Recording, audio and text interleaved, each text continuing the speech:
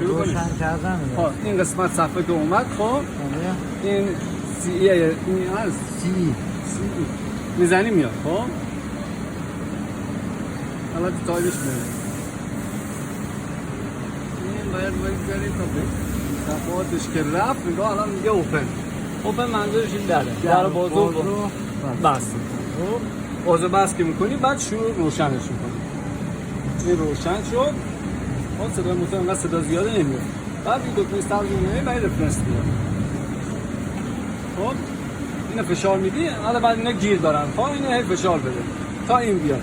بعد این صفحه رو با هم. نه اول اینو فشار بده بعد اینو، چون بعضی ما گیر دارن نمیگیره.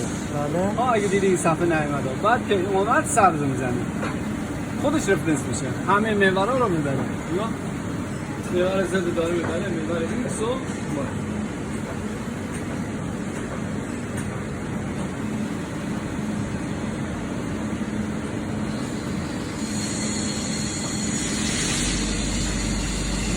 همشون دارن. اینجا نگاه هم محوری که رفرنس شد این میره. الان نیست.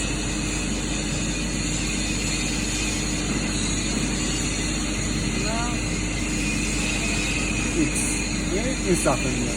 این صفحه همه چیزه. بعد اینجا دستی ایکس رو میاری جلو. این